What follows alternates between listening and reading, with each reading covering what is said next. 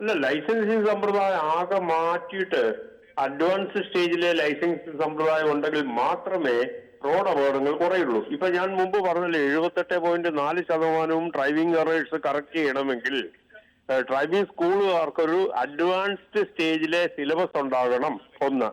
പിന്നെ ഈ driving school motor vehicle CMVR central motor vehicle rules അനുസരിച്ചാണ് ഇപ്പൊ ഉള്ളത്. അത് കുറെ കൂടി അപ്ഗ്രേഡ് ചെയ്യണം. കാരണം നമ്മൾ ലോക നിലവാരത്തിലുള്ള വാഹനങ്ങൾ ഇന്ത്യയിൽ ഉണ്ടാക്കുന്നുണ്ട്, ലോക നിലവാരത്തിലുള്ള ഹൈവേകൾ നമ്മൾക്കുണ്ട്. നമുക്കില്ലാത്ത എന്താണ്? ലോക നിലവാരത്തിലുള്ള ഡ്രൈവർമാരില്ലാത്തതാണ് ഇവിടെ അപകടങ്ങളുടെ പ്രധാന പ്രശ്നം. അപ്പോ താങ്കളുടെ സിസ്റ്റത്തിനകത്ത് പറഞ്ഞേക്കുന്നത് നമ്മുടെ ലൈസൻസിങ് സിസ്റ്റത്തെ മാറ്റിമറിച്ച് അഡ്വാൻസ് സ്റ്റേജിലാക്കണമെങ്കിൽ ഡ്രൈവിംഗ് പഠിപ്പിക്കുന്ന ആശാൻ ഒരു ക്വാളിഫിക്കേഷൻ വേണം. പിന്നെ ആ സ്കൂളിനൊരു സിലബസ് ഉണ്ടാകണം. അപ്പോൾ നമ്മൾ ഡ്രൈവിംഗ് ലൈസൻസ് കൊടുക്കുന്നത് 100% ഡ്രൈവിംഗ് അറിയാവുന്നവർക്ക് മാത്രമേ കൊടുക്കാവുള്ളൂ. അല്ലാതെ മന്ത്രി പറഞ്ഞു 40 പേർക്കാക്കി എന്ന് പറയുന്നത് ഇത് ചാള മാർക്കറ്റിൽ ചാള വെക്കുന്ന പോലെ അല്ലല്ലോ.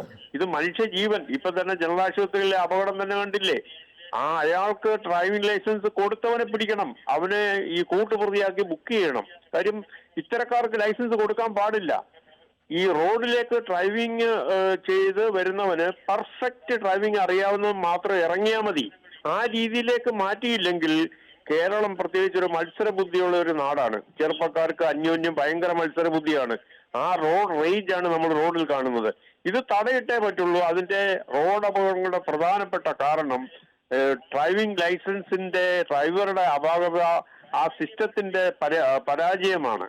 അതിനെ അപ്ഗ്രേഡ് ചെയ്തേ പറ്റുള്ളൂ. ലോക നിലവാരത്തിലുള്ളതാക്കണം. അത് സ്കൂൾ ബസ്സുകാരുടെ ഡ്രൈവിംഗ് സ്കൂളുകാരുടെ യൂണിയനെ പേടിച്ചിട്ട് മന്ത്രിക്ക് അങ്ങനെ ജോലി ചെയ്യാൻ പറ്റില്ലെങ്കിൽ അത് എന്ത് രീതിയാണത്? മനുഷ്യ ജീവനാണ് വില. ഇത് ഇന്നലെ നമ്മൾ കണ്ടില്ലേ, ഗവൺമെന്റ് ജനറൽ ആശുപത്രിയുടെ മുമ്പിലെ അപകടം. ചീറിപ്പാഞ്ഞ് റോക്കറ്റ് വരുന്ന മാതിരിയാ വണ്ടി വന്നത്. എന്തുകൊണ്ട് ആ സൈഡിലിരുന്ന ആള് എന്തുകൊണ്ട് അതിന്റെ ഹാൻഡ് ബ്രേക്ക് പിടിക്കുകയോ മെയിൻ ഇഗ്നിഷൻ ഓഫ് ചെയ്യുകയോ ചെയ്തില്ല? അതേസമയം ആ അപകടം സ്കൂൾ സമയത്താണ് ഉണ്ടായെങ്കിൽ എത്ര കുട്ടികൾ മരിച്ചേനെ. അപ്പൊ ഇത് തെറ്റായ രീതിയിലാണ് നമ്മൾ ഈ സംഭവം പോകുന്നത്. ഇങ്ങനെ പോകാൻ പറ്റില്ല. കഴിഞ്ഞ 2 മാസമായിട്ട് എന്തുമാത്രം റോഡ് അപകടങ്ങൾ ഉണ്ടായിട്ടുണ്ട്. അതിന്റെ മെജോറിറ്റിയും ഡ്രൈവിംഗ് എറേഴ്സ് ആണ്, അല്ലെങ്കിൽ ഡ്രൈവറാണ് കുറ്റക്കാരൻ. അപ്പൊ നമ്മള് ഗവൺമെന്റ് ചെയ്യേണ്ട ഉടനടി ഇതിന് ഓരോ കേസ് സ്റ്റഡി ഉണ്ടാക്കിക്കൊണ്ട് പ്രിവെൻഷൻ സ്ട്രാറ്റജി ഡിസൈൻ ചെയ്ത് ഈ 2026 നമുക്ക് അപകടരഹിതമായിട്ട് പോകണം. അങ്ങനെ പോയില്ലെങ്കിൽ നമ്മുടെ യുവാക്കൾ നല്ലൊരു വിഭാഗവും വാഹനം ഇടിച്ചു തന്നെ മരിക്കും.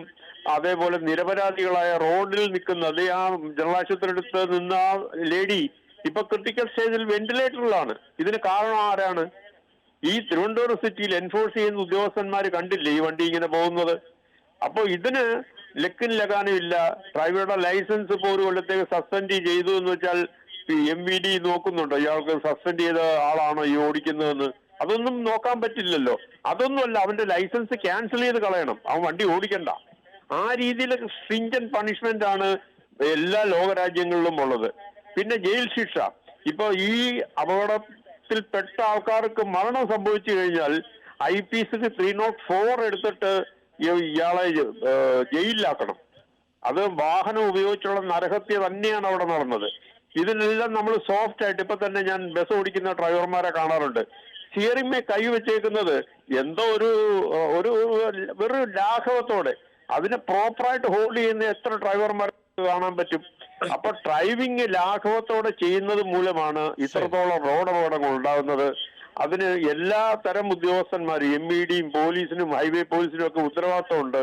മനുഷ്യജീവൻ രക്ഷിക്കാനായിട്ട് നാം തുനിയണമെങ്കിൽ ഡ്രൈവിംഗ് ട്രെയിനിങ് സിസ്റ്റവും ഇഷ്യൂ ഓഫ് ഡ്രൈവിംഗ് ലൈസൻസും ടെസ്റ്റും ലോക നിലവാരത്തിലാക്കിയേ പറ്റൂ.